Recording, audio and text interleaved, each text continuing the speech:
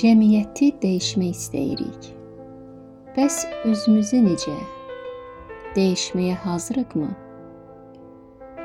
Biz çox vaxt deyirik ki, insanlar dəyişib, dünya əvvəlki kimi deyil. Amma heç özümüzdən soruşuruqmu? Mən necə? Dəyişmişəm? Biz dürüstlük istəyirik. Bəs özümüz həmişə dürüstdükmü? Hörmət gözləyirik. Bəs hər kəsə eyni hörməti göstəririkmi? Bağışlanmaq istəyirik. Bəs bağışlamağı bacarırıqmı? Unutmayaq ki, cəmiyyət kimlərdənsə ibarət deyil. Cəmiyyət elə bizik. Əgər hər birimiz hər gün özümüzdə kiçik bir qüsuru düzəltməyə çalışsaq, bəlkə də böyük dəyişiklik edə bilərik. Böyük dəyişiklik elə buradan başlayacaq. Gəlin bugün başqalarını yox, əvvəlcə özümüzü dəyişməyə çalışaq. Çünki ən çətin, amma ən dəyərli dəyişiklik insanın öz üzərində işləməsidir.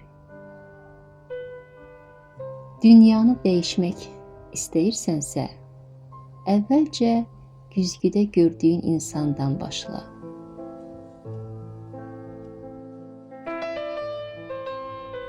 Ezopun bir təmsilində deyilir ki, bir gün bir tülkünün quyruğu qaya arasında sıxışır və o çarəsiz qalaraq quyruğunu kəsməli olur. Yolla gedəndə başqa bir tülkü onu görüb soruşur. Quyruğunu niyə kəsmisən? Quyruğu kəsik olan tülkü deyir. Belə çox gözəldir. Özümü çox xoşbəxt hiss edirəm. Sevincimin həddi hüdudu yoxdur. Bunu eşidən digər tülkü də gedib quyruğunu kəsir. Şiddətli ağrılar içində məsləhət verən tülkünün yanına gəlib deyir. Axı niyə yalan danışdın? Bu çox pisdir, ağrıdan ölürəm. Birinci tülkü ona deyir.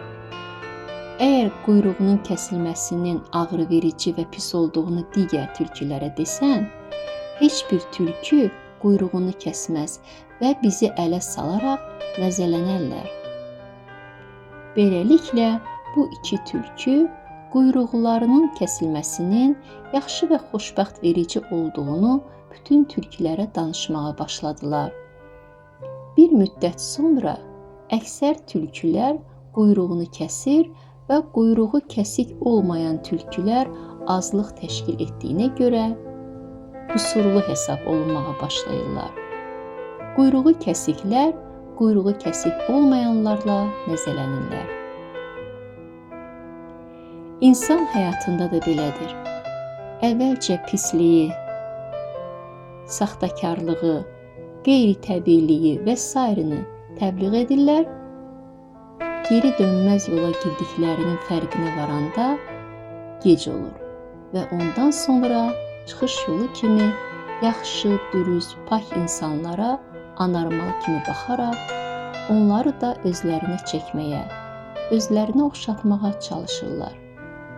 İnsanlar bəzən öz anormallıqlarını normal göstərməyə çalışırlar. Fərqli olanları da özlərinə bənzətməyə, hətta daha pis vəziyyətə salmağa səy göstərirlər. Öz əxlaqsızlıqlarını və səhvlərini doğru kimi göstərərək ətrafını da eyni hala salmaq istəyən quyruğu qopmuş tülkülər sizin doğrularınıza lağ edər, sizi də özləri kimi etməyə çalışarlar. Cəmiyyətdə əxlaqsızlığın, pisliyin və normal olmayan halların normallaşmasının əsas səbəblərindən biri də məhz budur. Çalışın ki, ayıq-sayıq olasınız və belələrindən uzaq gəzəsiniz.